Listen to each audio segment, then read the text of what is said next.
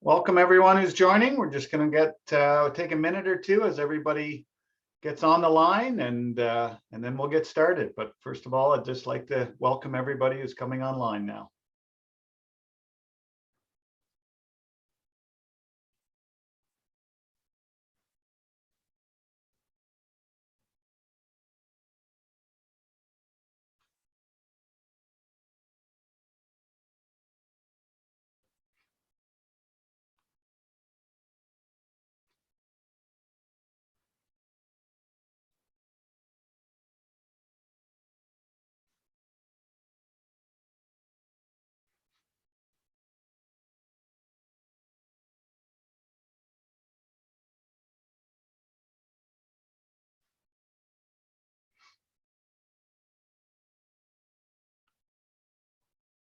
For everybody who's just joined, we're going to take about another 30 seconds and then we're going to get started. So hold tight.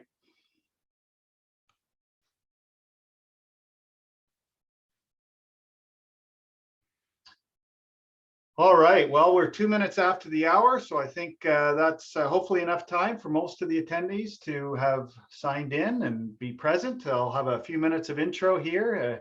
I'm sure we'll have more people joining, but out of respect for all of our busy calendars, I think it's best if we get started.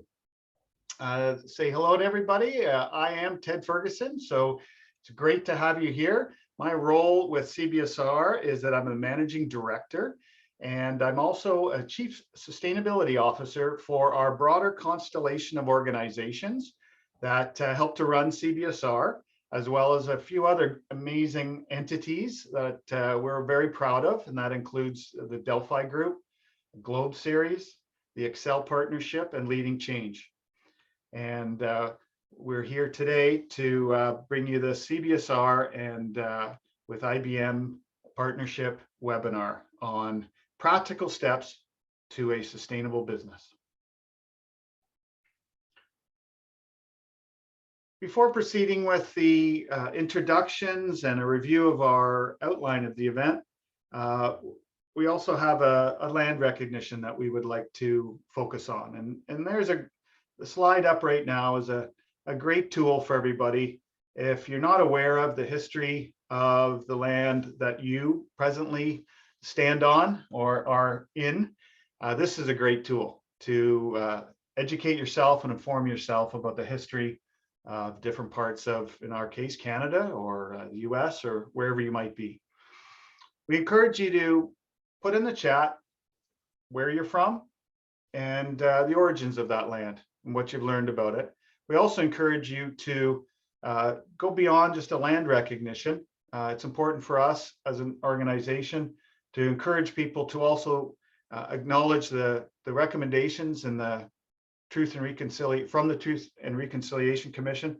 And we encourage you to, if you've done some things as it relates to truth and reconciliation that you're proud of, that you're trying to understand better, activities that you've undertaken to learn about this history in Canada, we encourage you to share that in the chat, because we want to move beyond just land recognitions and to think about activities and actions we can take as it relates to truth and reconciliation.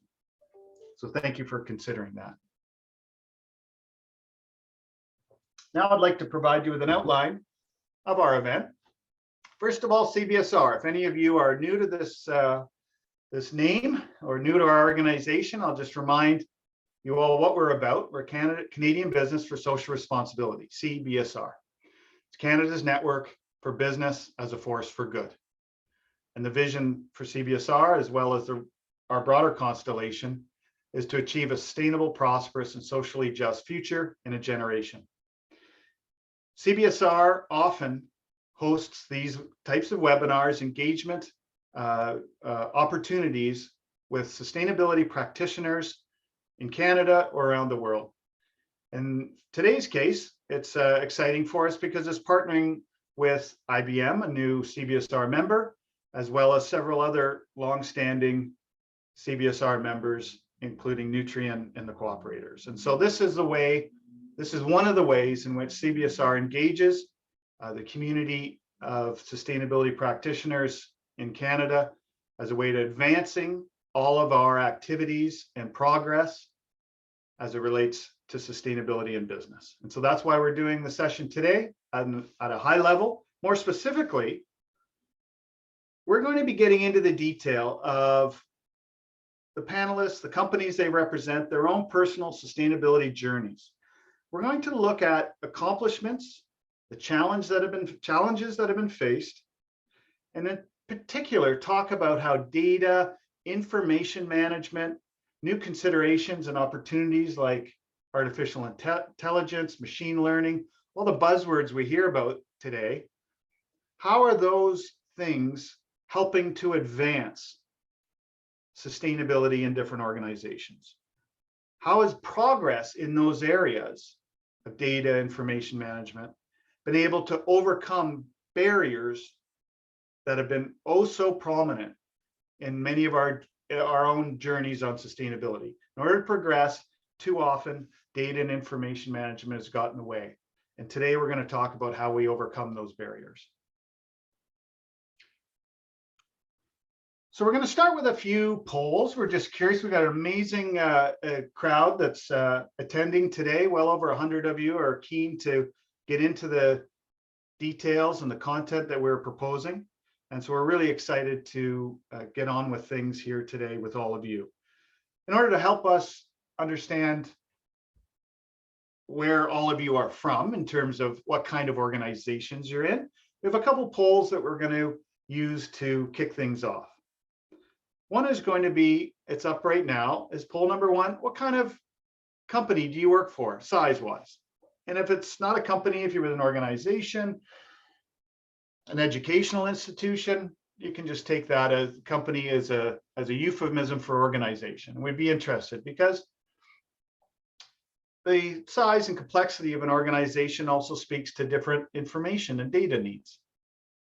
And so that's always great to understand in terms of who we have on the line today. I'll take a few minutes as you all fill that first poll in.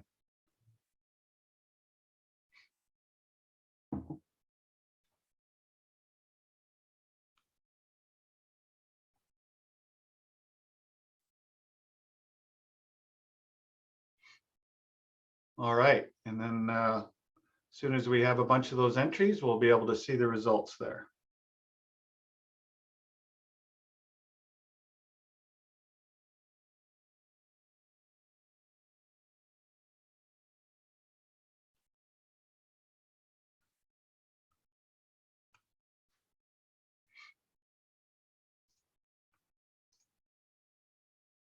There we go. Okay, we've got large enterprise is about 50%, so over 250 employees. Great. Medium 10 to 250, and a few small enterprises as well. So that's very, very useful. So for sure, the large organizations, I mean, the larger you get, the more complex. Some of the medium and small, though, the simplicity of information sharing is the effectiveness of it. And I think we all try and keep that simplicity as our organizations grow. So, I mean, thinking about that from the different perspectives can really add a lot to this discussion. And so that's a great starter. Okay, second poll, more specifically about sustainability. We're curious from all your perspectives, how do you use data in your sustainability strategy currently? Are you, first of all, trying to avoid it? Maybe, maybe not. Are you at a more basic stage of data collection and analytics, using spreadsheets and so forth? Or have you moved to more sophisticated, established data science teams with automated dashboards and insights about what's going on in your organization across different metrics? Or have you even got to the point of automation, machine learning and AI to forecast, to track data and leverage it in that kind of a way? Because this answers to this will help us understand the level of sophistication, experience, challenge in the audience today. It's also interesting to know, from a questions point of view, we'll be encouraging people to ask questions from where they're coming from. But all these perspectives, we're ready to engage on them, no matter what place on this journey you and your organization are at.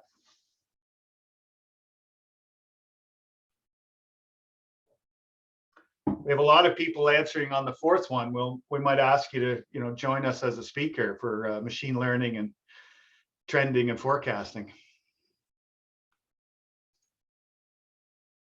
Or at the very least, in all seriousness on that point, for those of you in the audience who do have some great experience in this space, we'd love to hear from you in the chat, talking about what's worked or what solution you're working on or have championed.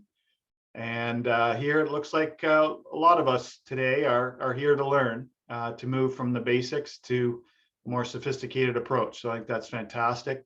That means a number of you are experimenting and challenged by data and information on your sustainability journey. So you'll be well equipped, I'm sure, with great questions as a result. And then we'll have some people who are able to post some of their suggestions, their solutions, and what's worked for them. So it's a great mix. Thanks so much for putting your answers in. Okay, now it's my honor to introduce the panelists that are going to really add so much perspective and richness to the dialogue today. First off, I'm the moderator, our host, so as our partner for this webinar is IBM and Ali Karmali. He's their sustainability and climate practice lead, IBM Global Business Services, and he's here in Canada. His background includes 13 years of risk and compliance expertise in banking, management consulting, and regulatory supervision for mid to large financial institutions in Canada, Asia, and the Caribbean. And as far as I'm concerned, that offers a pretty great perspective and experience on just the topic of today. If you think about the financial sector, the importance of data, regulatory requirements, the importance of information and data, and bringing that perspective in, Ali, as he will today, to the world of sustainability. And he's coming at it from a place of great strength at IBM. And I encourage all of you to have a look, as I've done in the lead up to today's session, at IBM's ambition, their achievements as it relates to sustainability, really great profiling of playing to their strengths as an organization as it relates to their sustainability efforts. I've seen, this foundation of trust around transparency. They have ambitious energy and climate goals, which also go not only reducing their own footprint, but partnering on initiatives that can help the whole globe reduce its CO2 emissions, reduce its carbon footprint, and then into other things like, I like the skills for a new collar careers, get rid of the white and blue collar terminology, and the role of tech and innovation for a better world. So really exciting things that IBM's doing. Ali's going to be able to speak to a number of those and really talk about their approach and his experience. So that's our first speaker. Chad Park is our second, Vice President, Sustainability and Citizenship at the Cooperators. And so in his role, he leads the Cooperators' efforts to embed and integrate sustainability principles throughout the organization, including in its investment strategy and underwriting practices. He also oversees the Cooperators' nationwide community investment and partnership programs, including the Cooperators' community funds. And prior to joining the Cooperators, he had a fantastic role as founding director and lead animator of the Energy Futures Lab. And no, that's not just drawing out cartoons, although maybe he's good at that too. So amazing to have Chad here because of A, your experience, B, the Cooperators, a cooperative, an insurance company, a finance institution, with an amazing, as one example, a climate commitment to being net zero. And what's useful for today's discussion is net zero in both your operations and your investments by 2040 and 2050, respectively. So Chad's going to be able to talk to us and relate the data information topic of today's discussion to the Cooperators' commitment.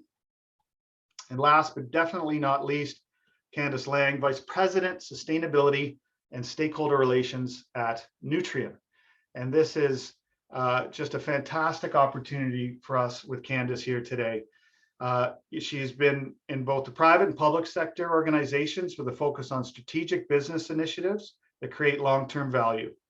Recently, she's completed a graduate certificate from Harvard in corporate sustainability and innovation, which is even makes her even more suited for our session today.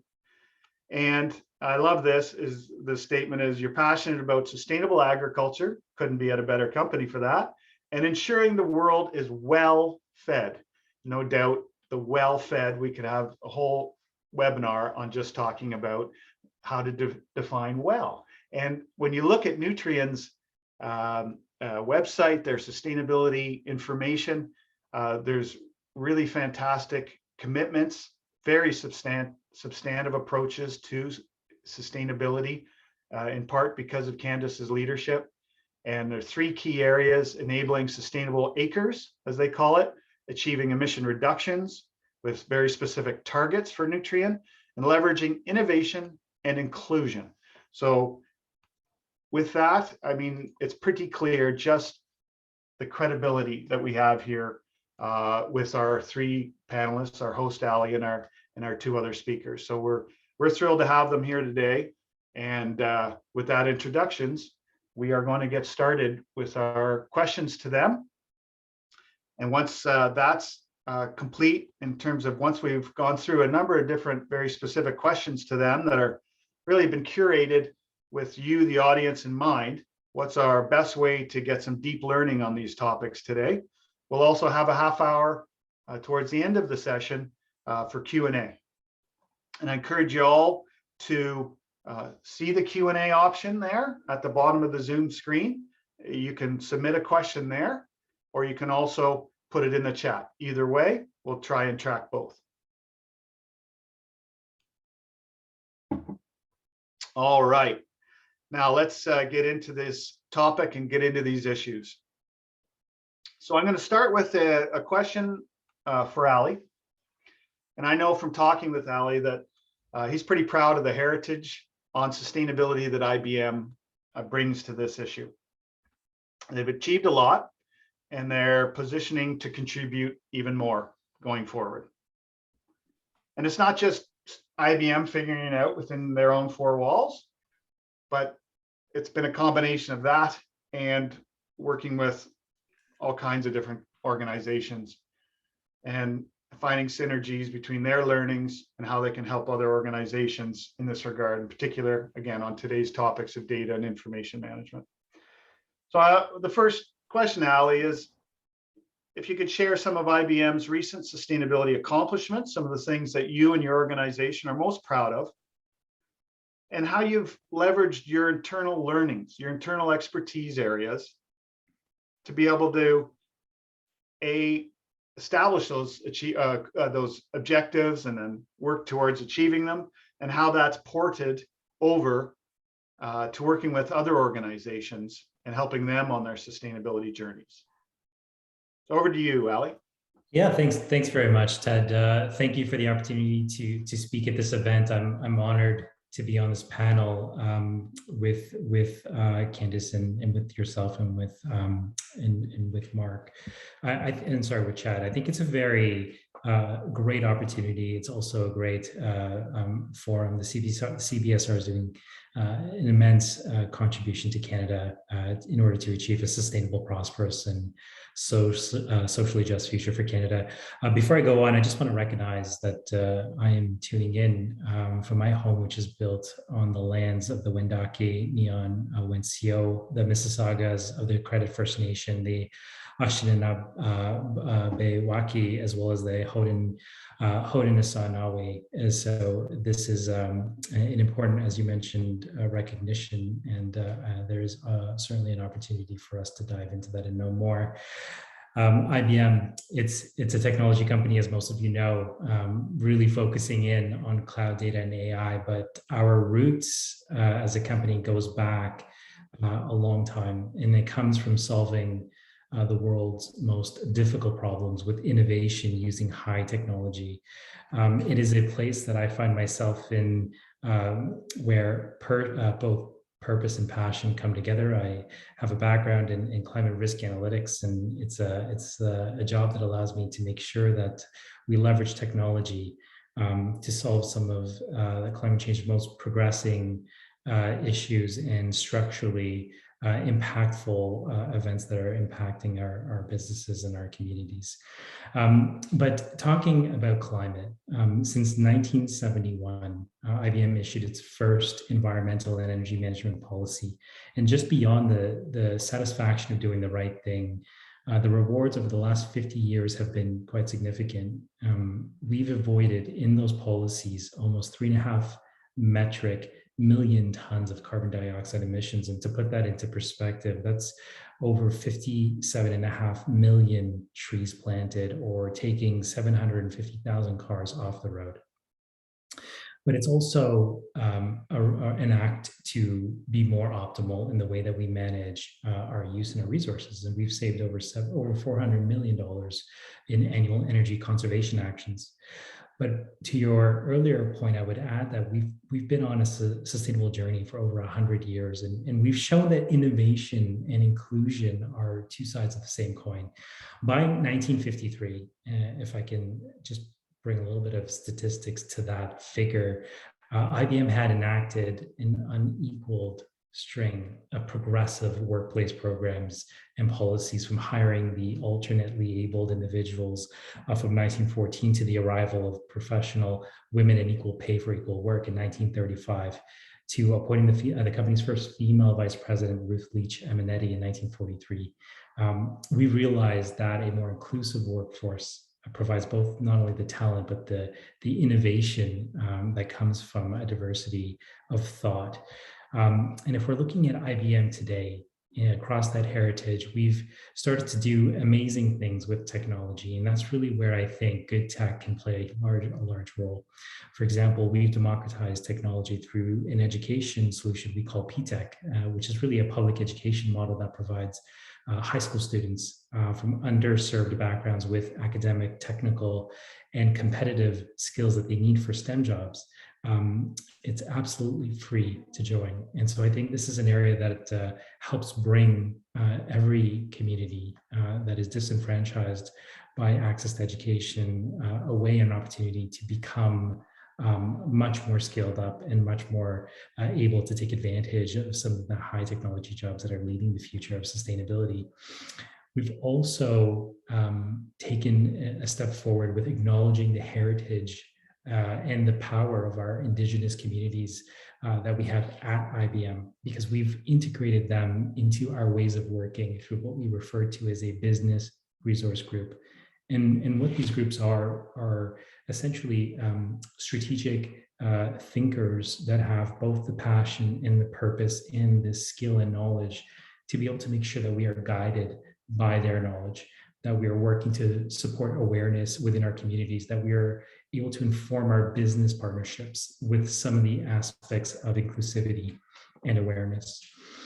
And then when we think about the application of technology, which I'll go into next, the work that we're doing to provide access to clean water through our partnership with Alcohacking, which is an immensely powerful organization that is solving clean water issues, because it is a right of everyone to have access to clean water, and bringing technology and people together to do that using some of our exponential technologies is incredibly beneficial, and we're really proud of that.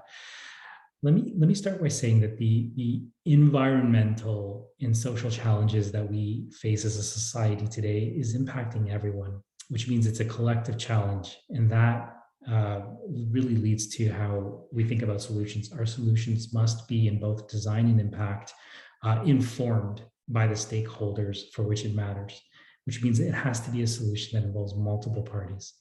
And we think that exponential technologies, which I'll define as cloud, blockchain, quantum computing, advanced analytics, automation, and IoT, play a significant role once underpinned by good data. So an example of the use of that has been traditionally leveraging technology to discover new materials is done by accident, like graphene, for example. But what we've been trying to do to avoid the lengthy and expensive trial and error process is use AI. So as part of our Future of Climate initiative, our BM research has become adept at leveraging AI to design new molecules for climate change related applications that much quicker weave out molecules of carbon using efficient polymer membranes, so that we are emitting less carbon into the atmosphere and leveraging more of our technology to sequester that into applications. So a great use of AI in that space. And another example that I think is really important, I'll end here, is an area which I think Candice and I both share as a passion, which is the ecosystem of food. When we think about food production, suppliers, manufacturers, and retailers, we're all trying to ensure that we're creating a smarter, safer, more sustainable food system for all. And this is a network that we've put together with participants across that value chain to provide access of data for the food system on the blockchain. And really what it serves to do is find a way to bringing the value chain onto the blockchain with data that adds access to growers and every other aspect of the value chain, to track how food is being produced, to judge the freshness of that product as it moves through its transportation cycle, to understand what the shelf life would be to a very high degree of accuracy, to eliminate food waste so that we're providing the right supply into the right chain so that it ends up on the shelf and doesn't end up in the garbage, and to provide food safety. So if there's an issue with contamination, we know exactly where it came from and when to stop it. And then lastly, as we face today in our challenges, is the notion of supply chain constraints. So while having access to a blockchain like Food Trust, we can eliminate bottlenecks that might form very quickly. So Food Trust makes this possible, and I'm really happy that IBM is playing a role there. Very cool. Ali, great kickoff. And it just speaks to the interconnectedness of all these issues, and therefore, given how interconnected they are, the power of information, better data, better tools to help us progress on what have felt like in a lot of cases intractable problems. And we're really seeing amazing solutions to them. And then we get excited about, scale, application, and you hit the nail on the head with those examples. And I think that'll create a lot of ideas and thinking on the rest of the folks on this session. So thank you for that. Great start. So I'm now going to go over to Chad, and I'm asking Chad, and it'll be the same question as for Candice, is, what sustainability initiatives are you most proud of that the Cooperators has recently achieved or is planning to achieve and is working on? And in particular, Chad's keen to also not just talk about those as single achievements or on their own. It's really what's the base, what's the foundation of information of their approach as an organization that's helped to enable those things that he is proud of in their organization. So with that, over to you, Chad. Okay, thanks, Ted. Yeah, thanks for the opportunity. I've actually only been in this role with Cooperators for just a little over a year, so I feel I have a great opportunity here to brag a little bit about an organization that I'm proud of, but that I can really do so quite shamelessly because it's the achievements of some of my colleagues who've been around in this organization for longer. I do think, although the Cooperators hasn't been around quite as long as IBM, we're in our 76th year, and it was founded by a group of farmers in Saskatchewan in the 40s who were essentially, had some unmet needs in terms of their financial security and insurance and so on.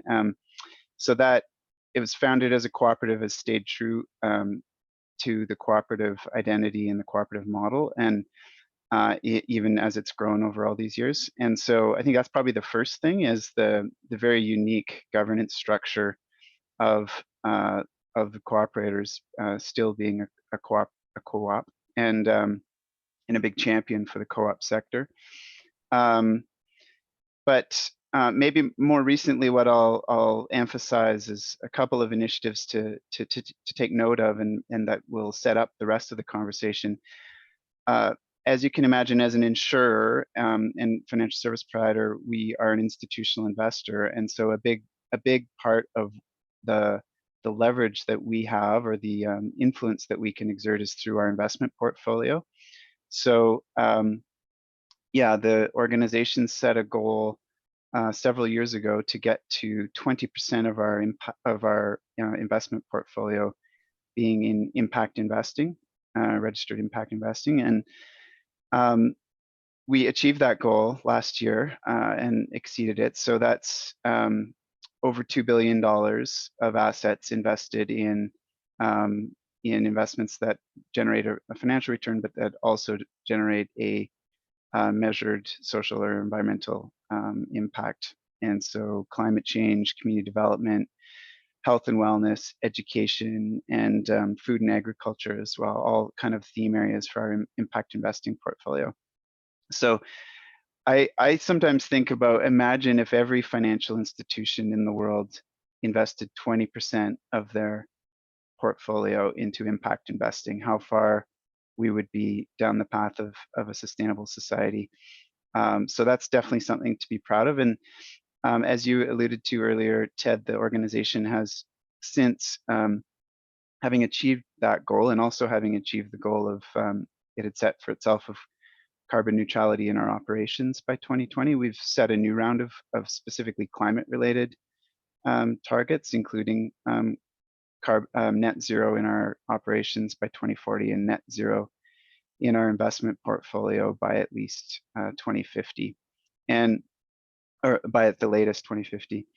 So there's a lot of work that goes into that, of course, and I think actually the thing that I've observed as being maybe most notable and to take a lot of pride in from this organization is the degree that sustainability has been integrated, embedded into the core of the organization. So any one of those goals or achievements that I just articulated have come about as a result of collaboration between multiple areas of the organization. You know, the climate investing goals are really a collaboration of finance, our investment manager in Addenda Capital, our area in sustainability, and many others as well. So this is an organization that has really taken the governance aspects of this seriously. And as one example, every VP in the organization, which is almost 100 across the group of companies, has to have a goal, sustainability related goal that's audited every year. So that really kind of drives quite deep embedment throughout the organization. Probably more I could say, but maybe I'll just stop there, and I'm sure we'll get deeper into the conversation later. Thanks, Chad. Thanks for thinking of a couple things. One, if it's on all your executive scorecards, the information and data is really going to matter. You'll have multiple drivers of really good data and information. That'll definitely be one. All right, I'm going to switch over to Candace, and I don't know, Candace, Chad's mentioning the Saskatchewan roots of the cooperators. Ali's talking about food. Everybody's playing to you here so far, so that's a nice thing. So yeah, over to Candace. I'd like to give her the opportunity to, similar to Chad and Ali, talk about what she's most proud of that Nutrien's working towards or achieving in the area of sustainability, and what's behind it. What is the effort? What's the lift as it relates to information, data, and the things we're talking about today? What's got them to where they are today, and where are they looking to next? So over to you, Candace. Thanks, Ted, and thanks for having me with the panel today. And yes, I am coming to you from Saskatoon, Saskatchewan, also known as Treaty 6 territory and traditional homeland of the Métis. And with respect to what I'm really proud of with Nutrien and looking at our history with sustainability and ESG, it's perhaps a little easier because Nutrien's not even 4 years old yet. As we merged a couple years ago and brought together two legacy Canadian companies, and now as Nutrien, we're the world's largest fertilizer producer and North America's largest agricultural retailer. So becoming this new entity, less than 4 years ago, taking that fresh look at, what is most material for our business, and what are the key areas where we'll have global impact with respect to sustainability, has been a very exciting journey. And it really culminated earlier this year in the launch of our Feeding the Future plan and some of our 2030 commitments, a couple of which you highlighted even in the introduction, Ted, so thank you for that. But we are really set out to tackle the challenge, which I describe as this nexus between food and climate, because as the Sustainable Development Goals teach us, these things are intertwined and we have to solve with them being together. So that includes, our role in helping transform agriculture as part of overall food and ag system transformation.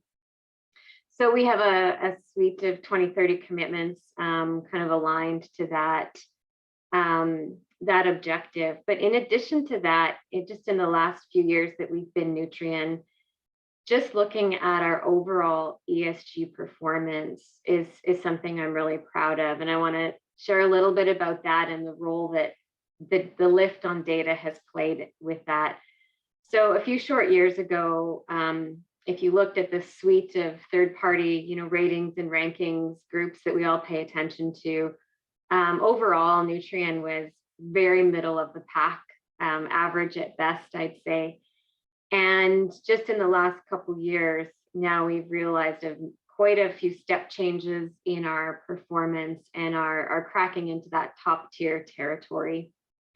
And really our approach to data, leveraging AI, machine learning, and natural language processing has been a big part of that journey. So while there's a lot of kind of buckets that data applies to, including, I think, our execution on our key initiatives and bringing, digitization and data to that, whether it's with growers and our carbon initiatives in the field, that's one bucket. Another bucket, which has really been transformative, is automating internally our ESG metrics and data collection internally, and then helping reflect those insights and our performance back into the business, not just reporting them externally. But I want to dive a little deeper into the first bucket, which is where it all starts, is when as companies we start assessing our what is most material from an ESG perspective from our business. So less than 4 years ago, when we became Nutrien, trying to hone in on what's most material for our business, our process looked like, let's get our stakeholders together in a room, internal and external, and it was a good process, but it was sticky notes and flip charts. And then if you look at that year on year and you go, okay, is this a repeatable process? We have to be, how important this output of this process is to our business now. We have to take another look at this, and that's what we did. So less than 4 years ago, we were with sticky notes and flip chart paper. Today, we have a completely automated process where we use a suite of tools that really tracks all our material topics, and we look at what changes quarter to quarter with each of those topics. And the amount of information we're able to kind of pull in now into our materiality assessment from a multitude of stakeholders is just incredible. So one example of that is, it's something we all might do is look at what are our peers tracking for material topics and how is that shifting. And so rather than me scouring with my human eyes all these reports, we use tools now that use natural language processing to scour those reports and even assess the positioning of topics in other companies' reports. And then we use that as one of our data pieces to track and make sure we're on top of how materiality is shifting from a stakeholder perspective in all of our key areas. So it just grows from there in terms of leveraging what does that mean for strategy and business and what we're executing on. And really, and I think you already touched on it today, not reacting once these topics really are so far down the line, but tracking those insights, leveraging them within our business at such an earlier stage, if not getting to predictive. But it's just a huge shift and gives me a sense of confidence as we move forward that we've just really got a good setup in terms of handling all of that information, which is all relevant and we need to be taking into account to make sure we are honing in on what's material for our business and what really matters to our stakeholders. So to build on that, and I'd had a follow-up question to ask about some examples, which you provided already, which is fantastic. But in discussions leading up to this, Candace said an interesting thing to us about there wasn't an existing playbook to follow, use that word, and how really moving to these more sophisticated systems. So you gave us some great examples. What I'd like to ask is, attitudinally, or just as a person with this responsibility in your organization, what did you have to do as a leader just to say, is it be more open-minded? It was just to say that the information demands are way higher. There needs to be a more sophisticated approach we can take. Like, what was your, almost attitudinally, how did you find yourself change to embrace, these more sophisticated tools that have helped you? Yeah, no, that's a good question. If some of my team members and colleagues were here, I think they would say the same thing, that a tolerance for ambiguity was highly, highly necessary because, over, year one, we sort of had a way of doing our materiality assessment, and then we really realized we need to make and build a repeatable process. But I think the biggest challenge was no playbook exists for this. And so, yet we didn't feel we could afford to kind of sit back and wait years and then follow, even if you're fast following. So we agreed as a team that we would support each other in meandering through and experimenting and finding our way. So we took an approach of experimentation and trying out many things in parallel to kind of then refine our approach and what made the most sense for our business in that assessment of materiality, and then what tools we would need. And then along the way, and I think this is why the tolerance of ambiguity is important, in the last few years, that suite of tools available is shifting and changing in real time as well. So it's just very fluid, but kind of pacing with that and learning alongside that is a choice we made, because we're like, this is coming fast and faster, and the pace is even faster than I expected in terms of the need to be on top of this and leveraging data in this way for sustainability and ESG. Okay, very cool. Thank you. Yeah, and we're going to get into that with a few follow-up questions for everyone around the why. What's driving this increased demand for information and sophistication with our approaches to it? But I'm over to Ali now, is to say, from what Candace was saying there in terms of their journey, what they're leveraging, what does it make you think of? What kind of things has IBM done in a similar way? What kind of solutions have you guys invested in to try and solve these problems? Yeah, no, I think Candace and Chad really nailed it with what they're thinking.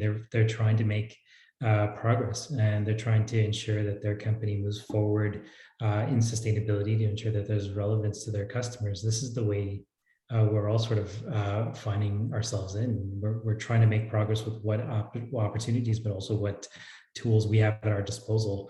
And I think what underpins that is which I think Candace and Chad referred to, and yourself, Ted, is data. It's a common challenge, and we're seeing the need for more standardized approaches to data.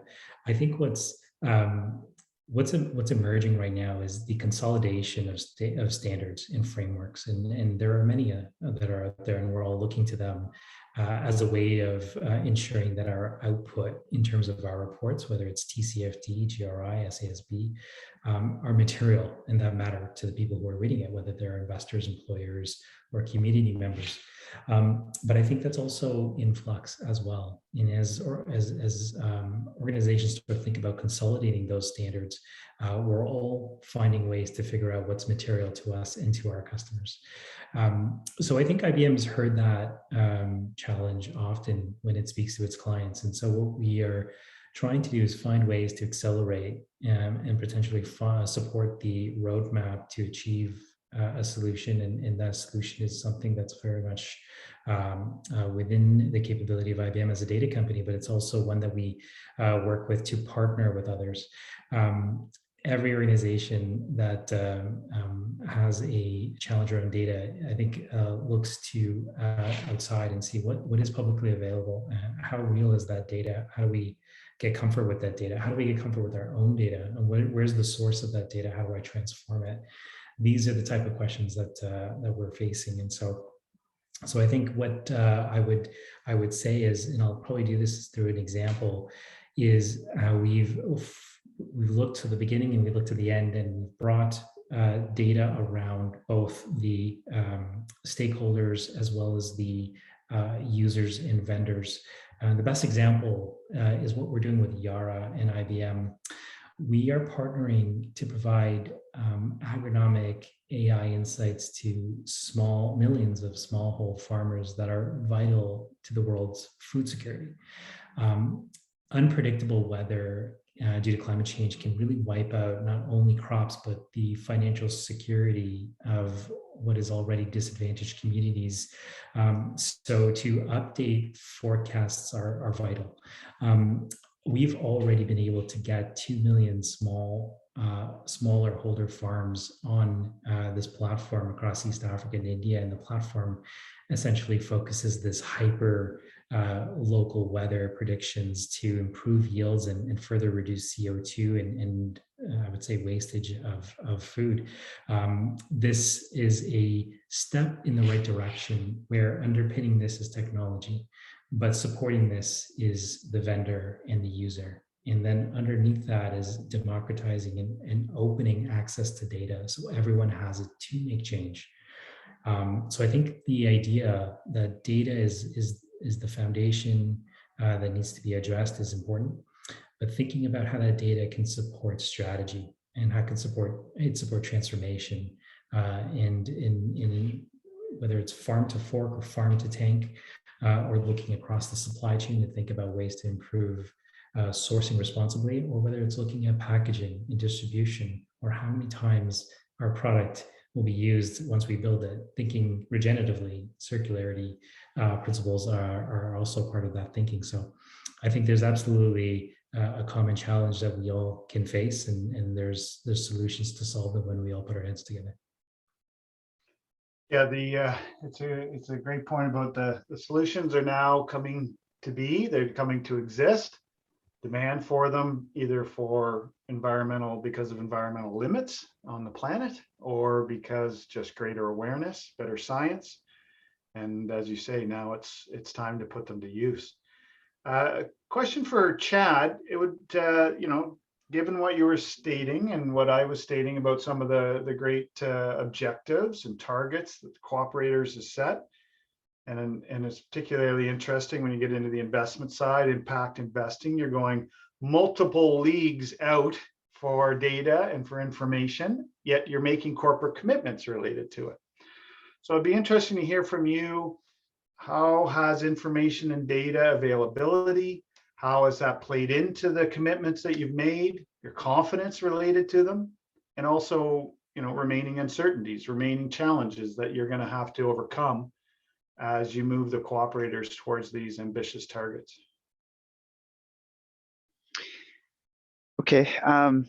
Well, first of all, I can say, like other insurance companies, cooperators is in the business of quantifying risk So there's an inherent kind of orientation towards data and metrics and analytics that's kind of very much embedded in our business model, in our culture, and so on. And so that's in many ways a big advantage, or something to build from when we're talking about all this, because the if you just think about the increasing demands for data, for, let's say, climate related analytics and so on, is really, it means an increasing demand for the kinds of skill sets and capabilities that our organization has in some ways. But I would say, nevertheless, it's or maybe because, I'm not sure what's the cause or what's the effect, but we tend to be a fairly conservative organization in terms of making some commitments and so on, because we really do want to understand the numbers, and sometimes, what we're talking about here with a lot of sustainability issues is, it requires a leap of faith, in the sense that the data is not available yet, or we can't just project past trends out into the future and make our decisions based on that. We actually have to we're setting goals about the future we want, so like backcasting, right? Rather than forecasting. So I would say that's probably one of the challenge areas, is how do you, in a culture that is very data focused, how do you get to the point of being comfortable setting goals and targets and so on, with maybe imperfect data available, but we know the starting point for our journeys, our goals, let's say net zero, for example, has to be a desired future state, not just improvement over an unsustainable past. So yeah, I mean, in our case, we have, taken, I would just say we've kind of taken it one step at a time. The initial goals around impact investing, for example, were very, they were not nearly as ambitious as they ended up being. Right. It's sort of like what Candace was saying about experimental, put our toe in the water and try things out and learn. And in that case, we learned that we actually could, not only could we measure, but we could meet and exceed our targets, and generate a good financial return as well. So that's I think it really is about being willing to take the leap of faith that's required when you have imperfect data, but still continuously improving it, knowing where you need to get to. And the other part that's kind of related to that is the importance of what I guess some might say non-financial data.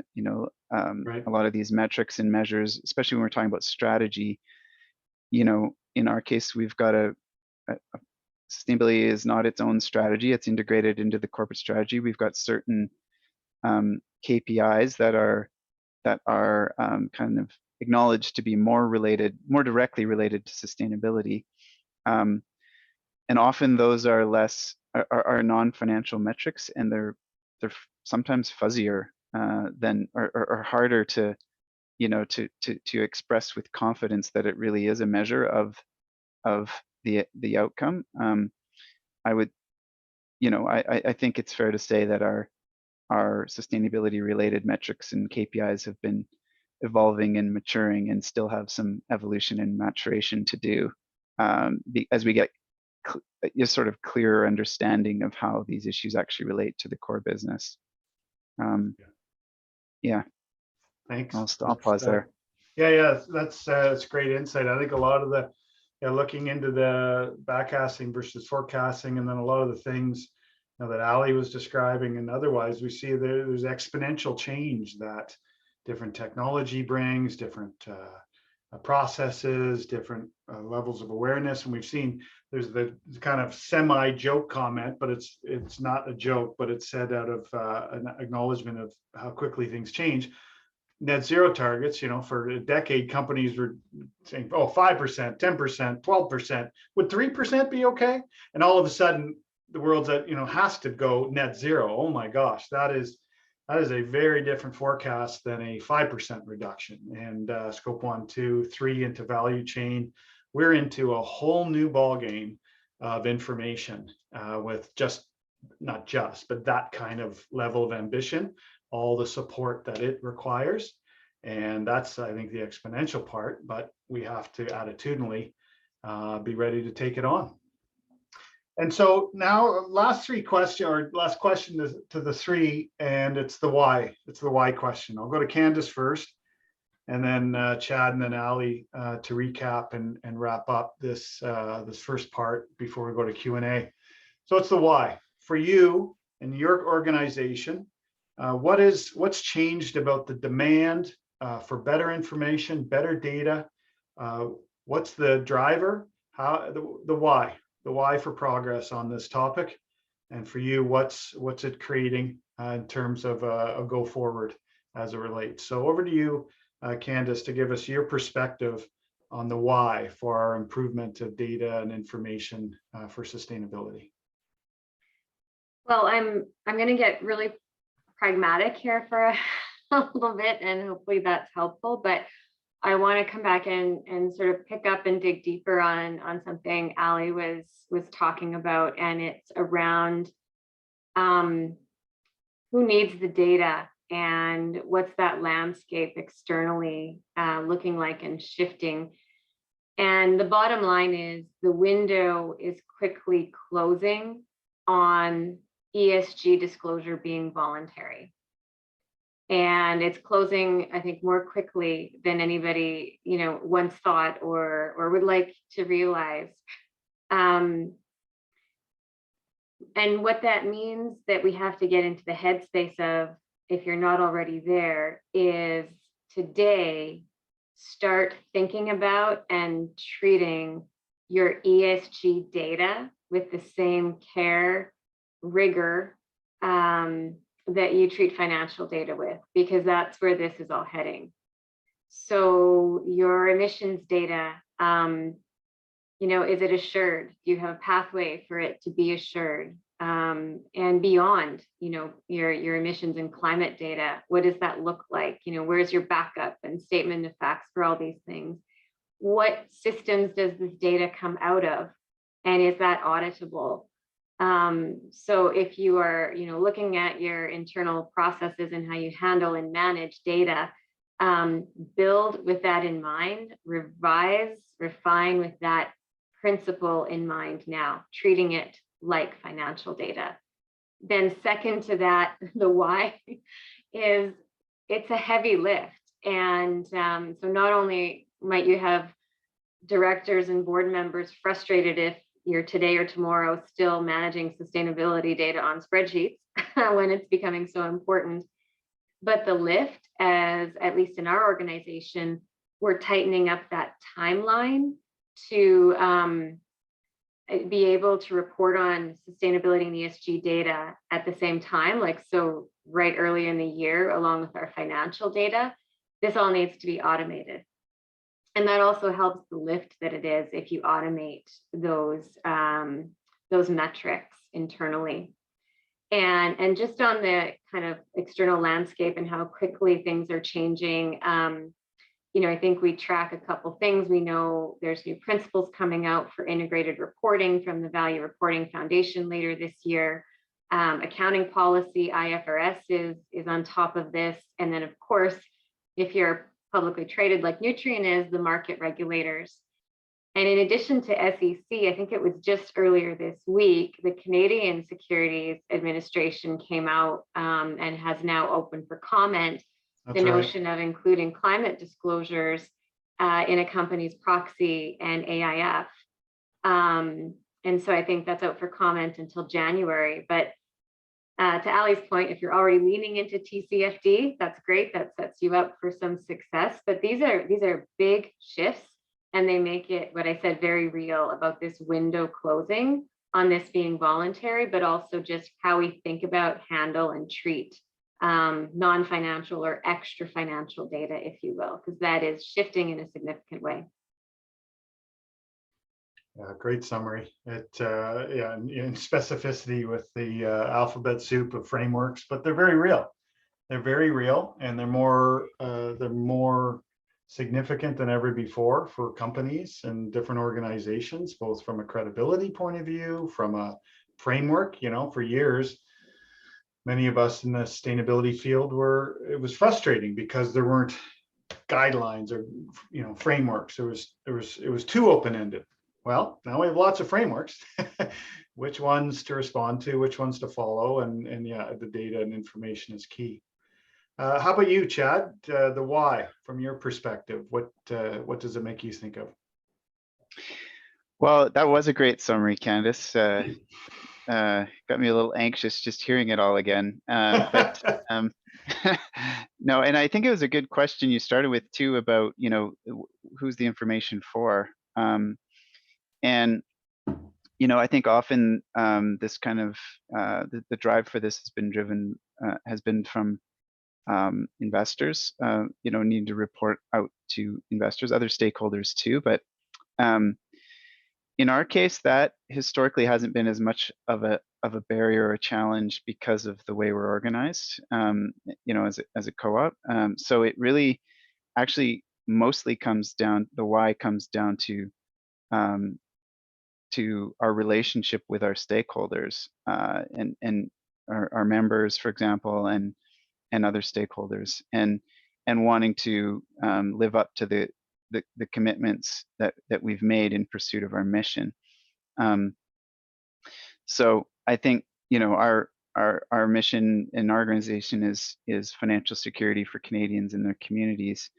We kind of always try to communicate what we're doing in relation to that mission, and when we're setting targets and goals, and then ultimately reporting, as we do with our integrated report, it's really about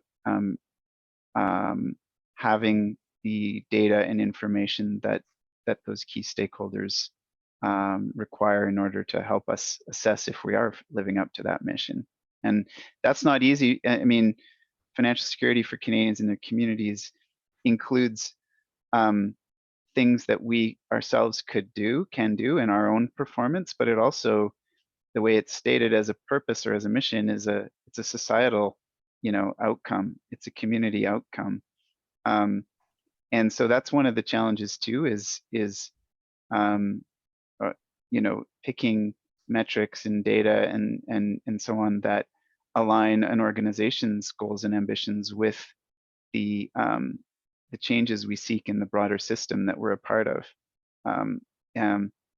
So we haven't really fully cracked that nut yet, but we're conscious of the need to be able to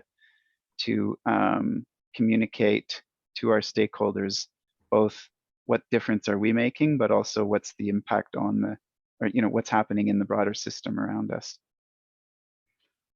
Yeah, when the vision is, it's a good stated vision, same for ours, when it's bigger than you, it's bigger than your organization, and you want to track progress through your mission towards that vision, trying to align data and information with that is a real challenge. But if you're going to be true to your mission and true to that ambition, it's very important. You've got to discover that data that's meaningful, and it's a great point. Ali, over to you for the last opportunity here to comment on this, the question of why, before we head out to the Q&A. Just from your perspective, what's the why? What's the big drivers here from your perspective, your experience? Yeah, I would say, Candace and Chad really summed up the real areas, the important areas that need to be focused on. And maybe I'll just add to the urgency of the matter. When we think about the social context of business, and that's changing, and they've become very much business imperatives in order to ensure that all our companies and our clients have the social license to operate. They've earned the right to sell product to customers that are sourced responsibly, manufactured responsibly, distributed responsibly. and that they aren't, they are supporting the social justice that that we all expect of our companies. When we think about clients who look at companies and businesses, they are actually looking at them to be change makers for the environment, just as much, and if not more importantly, than they are looking at the government to do that. So while we expect and wait for policies to support the changes that we're making at the business level, I think organizations are doing an amazing job of moving the needle faster than what was expected of them 5 years ago. The urgency around climate change in Canada is particularly important. Canada, as we know, is warming at twice the global rate than any other country in the world. That's going to mean structural changes to the way that we operate, to the way that we produce goods and services. And so we need to be resilient against that change. And to avert the worst of climate change, we are looking collectively at reducing our carbon footprint. But we live in a global society, and Canada isn't the only person emitting carbon into the atmosphere. Every sector is of every global nation. So this is a global challenge that we need to start unifying. And we hope that out of COP26, we see commitments in timeframes in considerations for both environmental and social aspects. I'd say that the next aspect that we are really excited about at IBM is the opportunity for transformation. This is a layer 2 thought. Can we start to think about the way our business models work and change the way that we operate so that there is more regeneration, more circularity, more connectedness across industries, more localization or regionalization to reduce carbon footprint, more optionality in the way that we serve our clients? Is there more avenues for differentiation in the way that we create products and partner with others in order to amplify its effects? This is an industry transformation that we're looking at. And what underpins that is technology. AI and automation, certainly, absolutely, to support material, financial, and sustainable reporting as a means to create business change. To think about strategically, where am I going to input my new products? Where did that product come from? Who sourced it or cut that product down? How much carbon is involved in there? Do I really want to use that product? Am I going to change it? How do I take the thought of finding a way to include what we call sustainable by design? It is involving sustainability into the way you market, the way that you create products, the way that you ship products, and the way that you never thought before about where that product could end. So I'm really excited about the opportunity for transformation. And that exists in all sectors, whether it's in the banking sector to try to underwrite and support more flow of capital. I think Dave Mackay had a very interesting article in the Globe and Mail today, and I thought that was fantastic. And he pretty much says we all need a new playbook in order for us to unlock the capital requirements to support some of the sustainable transformations that are needed to meet the Paris Accord. When we think about insurance and asset management, another way to start promoting the use and disposition of social and green programs. So I think there's opportunities ahead of us, and Canada has the chance to double down on it in order to change, I think, what is very much a problem in our very near future. I'll leave it with one point. Canada's got real skill in artificial intelligence. We've got a huge startup culture, and we've got emerging businesses that are being led by Indigenous communities, that are being led by brilliant younger minds out of our universities. And so as we think about an ecosystem challenge, I'd like to also propose an ecosystem solution where companies, academics, startups, all get together to solve problems. And I think that's really the way forward. How can we force multiplier effects in order to support a more greener future for our kids? With that being said, I would leave it at that and look forward to Thanks, Ellie. Yeah, that's a pretty good why. You went from, as specific as COP26, but as the why is because, hey, we've got this huge potential for collaboration. Information can be the foundation for that. And we've got great assets in Canada. So I think that's a great way to sum that up. Okay, for a question, a couple questions here. I'm going to combine them. It's about benchmarks. you as organizations, organizational leaders, it's a question around how do you use benchmarks? How do you use information to support comparisons to inform your level of ambition as an organization on sustainability, or maybe with partners or with customers? How do you approach establishing good benchmarks, having good comparators?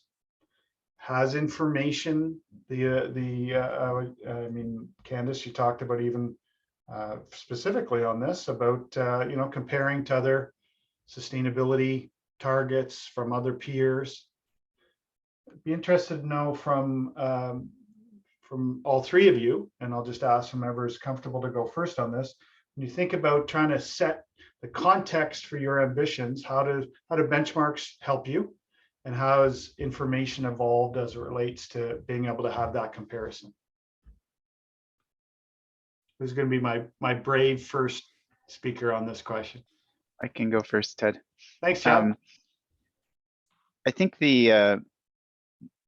one of the key things to be done is to look at these coalitions and broader groups, networks, and so on. When we were setting our net zero target for our investment portfolio, we benefited greatly from two things. One, from Addenda Capital, our investment management company, having considerable experience in that and having other institutional investor clients and so on. So just having a sense of what leading practice was. But also the second thing was the Net Zero Asset Owners Alliance, which had established a target setting protocol, Right. For long-term and short-term, long-term goals, interim targets, and so on. So that certainly helped accelerate both our own thinking about, what the metrics should be and the targets should be to some extent.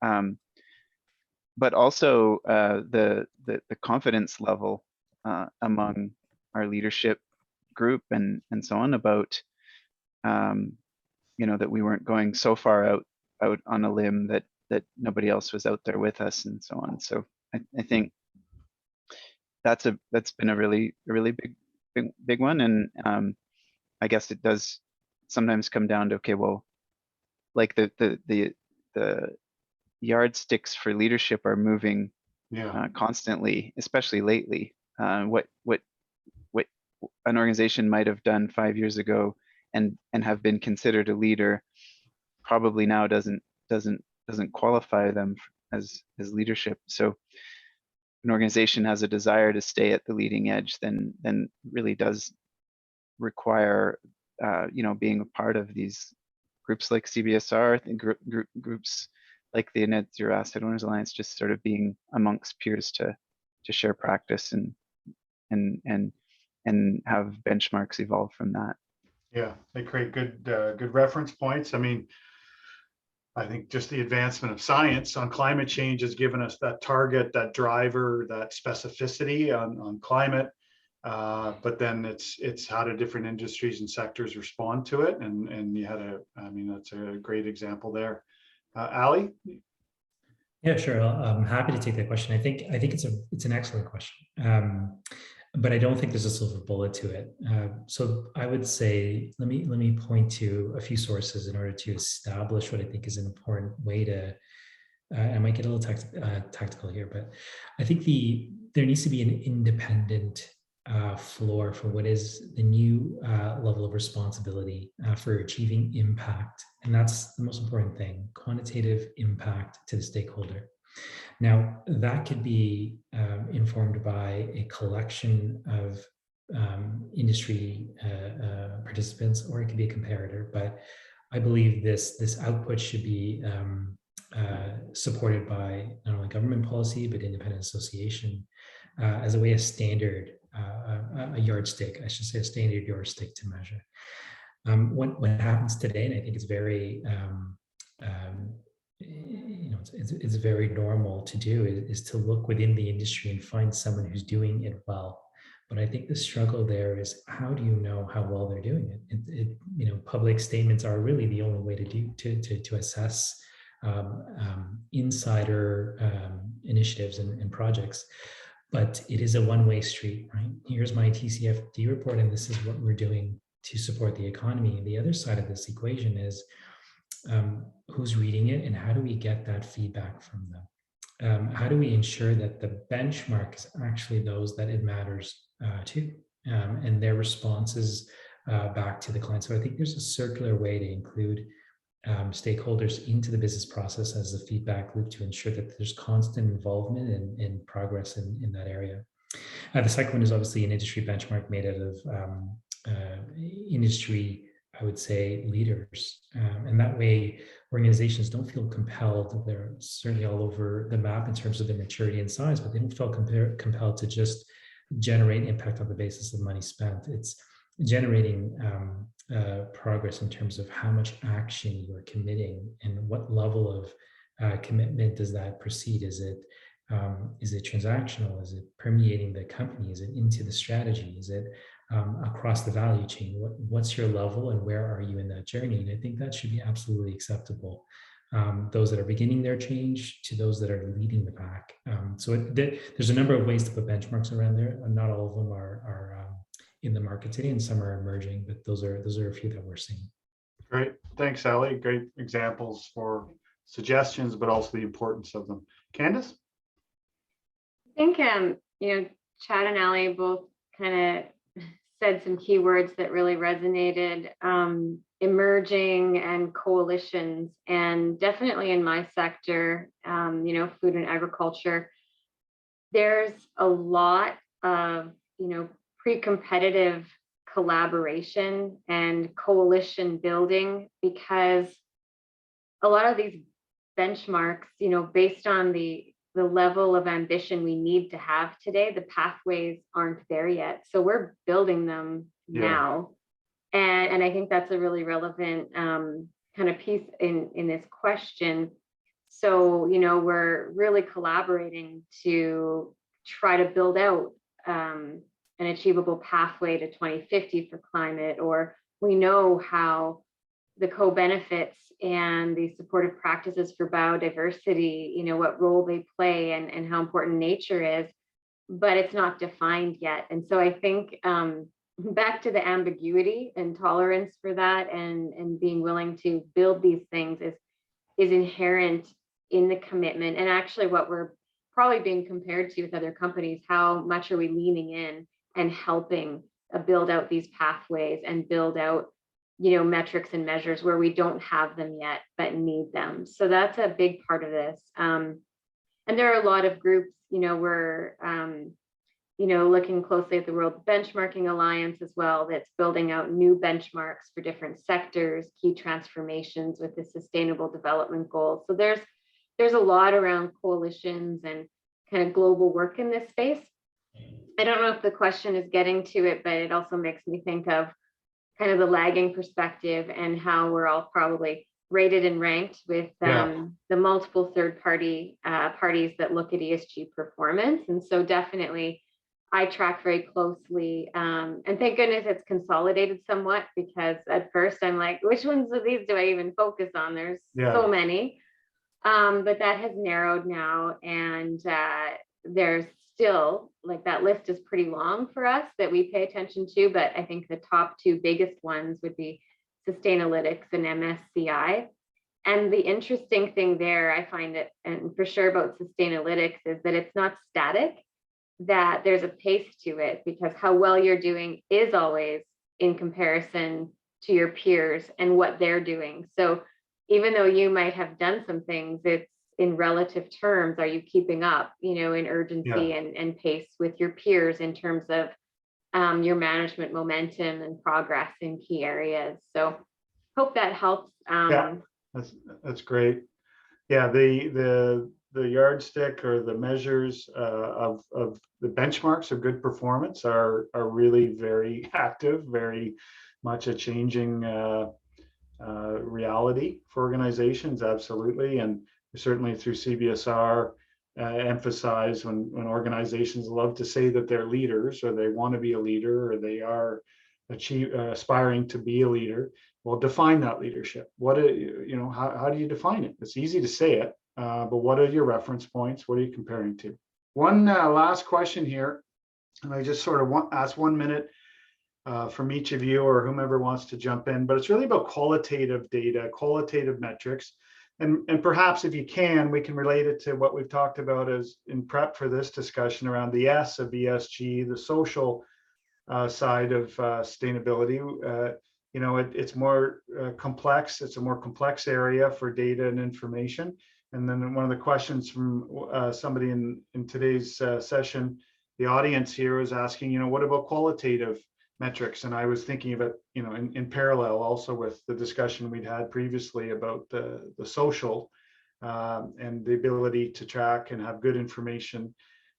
What are your views on qualitative? How you're able to integrate qualitative considerations into your strategies? We've made these advancements on quantitative data and information, but sustainability's often been, it's about storytelling, and it engenders a lot more than just quantitative data. But so I'd be curious if any of you would be comfortable talking about qualitative data or the social of ESG, how we track information in that regard, or complexities as it relates. Ali, if you've unmuted yourself, so you're going to jump in here for me. Thank you. Sure, I'm happy to answer. When I think about, let me maybe reframe the question a bit. When I think about metrics, what's important is that we think about how accurate the metrics are. And there's a concept of what is termed as trust metrics. So right. if there is a level of whether it's qualitative or quantitative, how accurate is that source of data, and how much effort and how much input and how much weight should I assign to it as I make a change to my business? So I think the idea of a KPI, social, environmental, qualitative or quantitative, should have a level of confidence on where that is coming from, and that trust metric should be built into your ESG reporting, so that your reporting is as accurate and as confident as possible. Social context of business, what an area that's expanding more than we ever thought. And I think a large part of that is coming from the voice of those that matter. So employees and the values that they assign, how closely they're linked to your company, how much we integrate sustainability into our thinking, how much or how strong is our culture. Who's this benefiting, I guess, going back to an earlier discussion, and how well is that playing into the overall thinking. So I think there are metrics out there, and I think there's a lot of social qualitative aspects that are being integrated into reporting, and I think they need to remain there. So whether it's compensation, whether it's the amount of initiatives held in the community, whether it's the impact of those initiatives, whether it's ancillary initiatives partnering with others, I think they have a role to play in the way that we report. Now, going back to the standards, I think that will always be there as a foundation to ensure that we're moving in the right direction, and to Candace's point, keeping up with relative progress of the sector or the industry. But I think to support the narrative and the stakeholder influence on our strategy, as well as on our products, on the output or the impact that those products have on the environment and on the social context of business, I think, yes, I think social metrics need to be there. Great, thank you. And got about a couple minutes left, but Candace, have you got a thought on this question? It's a really good question. I just think at the heart of it all, I really agree with all Ali said, but I think transparency drives everything, right? So if you're reporting on progress on a target or a commitment, and qualitative is what you've got, that's great. Start there. And if you've got quantitative or a combination of the two, great. I mean, it is what it is, but the transparency is at the heart of it. And having said that, you know, I think I've been pushed, and we've pushed in Nutrien to not just assume social is qualitative. And so we've experimented. It is a little less straightforward at quantifying impact, you know, socioeconomic impact of some of our efforts, but it's interesting to go there. And I think Ali's point is, it's along with the transparency, that confidence ranking just helps with that transparency and trust. And so as long as you're kind of bringing that along for the ride, that whatever that combination is, and it is what it is between qualitative and quantitative, it works at the end of the day. Yeah. Great insight. Thank you very much on that. And we're just about out of time, and I want to respect everybody's busy calendars who's attended this session, and really appreciate the insight. And we were able to take a few questions here from very different perspectives, and that added to the richness of our discussions. So I want to thank Ali and Candice and Chad for being a part of this today. We're very proud at CBSR to be able to bring these kind of conversations to a big audience. And IBM, you've been a big help with that today, and Chad and Candice, you as well. And then, of course, everybody who's attended, we appreciate your interest and your questions and your inquiries. These are terrifically important issues for, as Ali, you referenced, you know, for Canadian organizations and global organizations. These are extremely important topics and challenges that we need to solve as a society, as stewards of economies, and it's our role. So I think this discussion helped hopefully inspire and empower those who are listening to it, because there sure was a lot of wisdom shared. Let's put it to work. We got a lot of work to do in this field, and so I want to thank everybody. I want to thank the team who at Globe who helped us put this on. There's a lot of effort, and we'll end with that. So thank you very much, everyone, and best to you for the rest of the day.